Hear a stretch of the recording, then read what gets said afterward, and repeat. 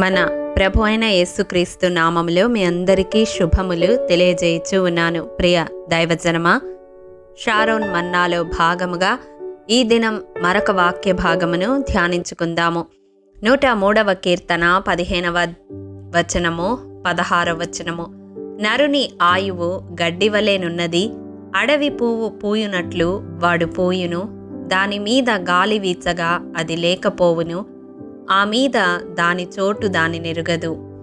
ప్రియ దైవజనమా, నరుని ఆయువు ఎంత అల్పమైనదో ఈ భాగములో కీర్తనాకారుడు తెలియజేయుచూ ఉన్నాడు. నరుని ఆయువు గడ్డితో పోల్చుచూ ఉన్నాడు. యెషయా గ్రంథము 40వ అధ్యాయము 7వ వచనములో కూడా నిశ్చయముగా జనులు గడ్డి వంటి వారే అని వ్రాయబడి ఉండడం గమనిస్తాము. ఇటువంటి అల్పమైన జీవితకాల పరిమితి గల మనిషి ఇక్కడే భూమి మీదే చిరకాలము జీవించేవానిలా అవసరమైన దానిని వదిలివేసి వ్యర్థమైన వాటి కొరకు పాకులాడుతూ ఉంటాడు, ప్రయాసపడుతూ ఉంటాడు. తన వారి కొరకు నిలువెల్లా కరిగిపోతూ ఉంటాడు.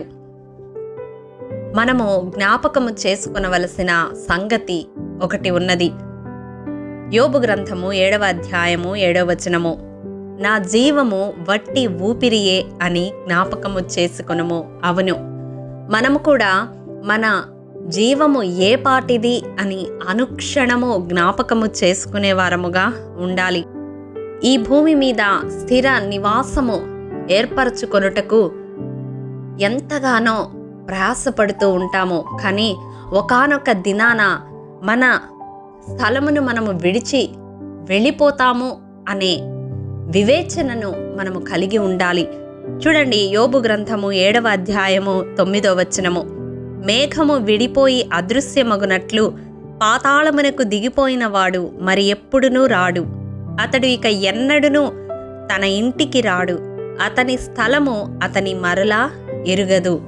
ప్రియ దైవజనమా, అవును, మన జీవితాలు ఎంతో అల్పమైనవి. ఈ లోకములో నిత్యము మనము నివాసము చేయలేము.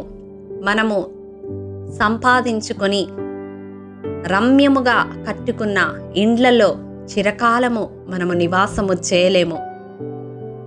అక్కడ రాయబడి ఉన్నట్లుగా మన ఊపిరి విడువగానే మన ఇంటికి తిరిగి మనము రాలేము. మన స్థలము మరలా మనము ఎరుగము. మనము పరదేశులము, యాత్రికులమై ఉన్నాము. నిత్యరాజ్యములో మనకొక స్థలము కావాలని ప్రయాసపడేవారముగా ఉండాలి. ఒకవేళ దేవుణ్ణి వెంబడిస్తూ దేవుని రాజ్యమునకు నీవు వారసునిగా, వారసురాలిగా జీవిస్తూ ఉన్నట్లయితే నీతో పాటు మరికొంతమందిని ఆ స్థలానికి నడిపించే వ్యక్తిగా ఉండాలి. ఈ సంవత్సరాంతమున దేవుడు మరొకసారి ఈ రీతిగా మనలను హెచ్చరిస్తూ ఉన్నాడు.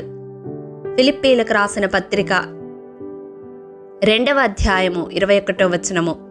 అందరూ తమ సొంత కార్యములనే చూచుకొనుచున్నారు కానీ యేసుక్రీస్తు కార్యములను చూడరు. ఈ వాక్యము వింటున్న ప్రియ సహోదరి, సహోదరుడా, నీ జీవితంలో కూడా నీవు సొంత కార్యములను చూచుకునే వ్యక్తిగానే ఉన్నావా? మరి నీ ఆయుష్ ఎంత అల్పమైనదో ఈ దినం దేవుడు జ్ఞాపకం చేస్తూ ఉన్నాడు. ఈ భూమి మీద నీవు జీవించే కాలము పరిమితమైనది. నీకు దేవుడు ఇచ్చిన సమయము ఉండగానే నీ కొరకు, నీ కుటుంబము కొరకు, నీ బిడ్డల కొరకు మాత్రమే ప్రయాసపడుట కాదు గాని దేవుని కొరకు కూడా ప్రయాసపడే వ్యక్తిగా నీవు ఉండాలి. నేనేమి చేయగలను అని నీవు నిరాశ చెందనవసరం లేదు. దేవుని రాజ్య స్థాపన కొరకు పాటుపడే వారి కొరకు నీవు పూర్ణమైన పట్టుదలతో ప్రార్థించే వ్యక్తిగా లేపబడవచ్చు. లేదా దేవుడు నీకు తలాంతు ఇస్తే అనేకులకు దేవుని మాటలు ప్రకటించవచ్చు. ప్రకటించలేక ఒకవేళ ఉండి ఉంటే నీ జీవితము ద్వారా క్రీస్తును ఇతరులకు పరిచయము చేయవచ్చు.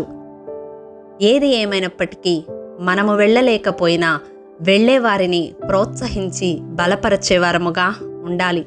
సేవ చేసేవారిని ఆటంకపరచకుండా వారి సేవకు సహకరించే వారముగా ఉండాలి. అది సంఘములో కావచ్చు, సంఘము వెలుపట కావచ్చు. నీకు తెలిసి యథార్థముగా దేవుని రాజ్య స్థాపన కొరకు పాటుపడుతున్న వారికి నీకు చేతనైనంత రీతిలో నీవు ఏదో ఒక సహాయమును అందించవచ్చు. అది అన్నిటికంటే మిన్న అయిన సహాయము ఏమిటి అంటే ప్రార్థన సహాయము. అవును, ఆనాడు పౌలు భక్తుడు కూడా కోరినది అదే, మా కొరకు పూర్ణమైన పట్టుదలతో ప్రార్థించమని. ప్రియ దైవజనమా, నీ కాపరి కొరకు నీవు ప్రార్థిస్తూ ఉన్నావా? నీ గ్రామంలో, నీ పట్టణంలో సేవ జరిగిస్తున్న వారి కొరకు నీవు ప్రార్థిస్తూ ఉన్నావా? వారికి చేయూతను అందిస్తూ ఉన్నావా? ఈ దినం దేవుడు మాట్లాడుతూ ఉన్నాడు. అల్పమైన ఈ జీవితాన్ని కేవలము మన కొరకు మాత్రమే, మన కార్యముల కొరకు మాత్రమే వినియోగించకుండా క్రీస్తు కార్యములను కూడా చూడడానికి ఒక తీర్మానము తీసుకొని నూతన సంవత్సరములో ప్రవేశిద్దాము. అట్టి కృప దేవాది దేవుడు మనందరికీ అనుగ్రహించునుగాక. ఆమేన్.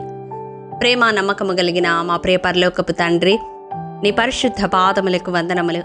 దేవా, విత్తబడిన వాక్యమును ప్రతి హృదయములో నూరంతలుగా ఫలింపచేయండి. ఇంతవరకు మా జీవితాలలో కేవలము మా సొంత కార్యములను మాత్రమే చూచేవారముగా మేమున్నట్లయితే దయచేసి మమ్మల్ని క్షమించండి. అయ్యా, నీ కార్యములను కూడా చూచేవారముగా మమ్మల్ని లేవనెత్తండి. తండ్రి, మా జీవితము ఎంత అల్పమైనదో ఈ అల్ప కాలములో ప్రభువా, మీరు మాకిచ్చిన సమయాన్ని సద్వినియోగము చేసుకొని దోవ చూపే స్తంభాలను నిలవబెట్టేవారముగా మమ్మల్ని లేవనెత్తమని, నీ మార్గములోనికి అనేకులను నడిపించే కృపను మాలో ప్రతి ఒక్కరికి దయచేయమని, అట్టి విజ్ఞాపన ఆత్మను మా మీద కృమ్మరించమని, ఏదో ఒక రీతిగా క్రీస్తు కార్యములకు సహకరించే కృప ఈ వాక్యము వింటున్న ప్రతి ఒక్కరికి దయచేయమని యేసు అతి పరిశుద్ధ నామం పేరట అడిగి పొందుకొని ఉన్నాము తండ్రి. ఆమేన్. ప్రియ దైవజనమా, అనుదినము షారోన్ మన్నా ద్వారా అడగబడుచున్న నెంబర్ ఇన్ బైబిల్ క్విజ్ ప్రశ్నలకు సమాధానములు ప్రతి నెల మొదటి వారము కామెంట్ బాక్స్లో పోస్ట్ చేయబడతాయి. కాబట్టి గమనించి మీకు తెలియని ప్రశ్నలకు సమాధానములు తెలుసుకొనగలరని ప్రభు పేరట మనవి చేయుచూ ఉన్నాము. ప్రియ దైవజనమా, ఈ దినం నెంబర్ ఇన్ బైబిల్ క్విజ్ ప్రశ్న: మనఃపూర్వకముగా దేవుని మందిరపు పనికి 20,000 మణుగుల బంగారపు ద్రాములను 20,000 మణుగుల వెండిని ఇచ్చినది ఎవరు? మీ సమాధానం మాకు తెలియజేస్తారు కదూ. ప్రభు కృప మనందరికీ తోడైండును గాక. ఆమేన్. ప్రియ దైవజనమా, ఈ దినము జన్మదినము, వివాహ దినము జరుపుకుంటున్న వారికి షారోన్ గ్రూప్ తరపున హృదయపూర్వక శుభాకాంక్షలు తెలియజేయుచూ ఉన్నాము.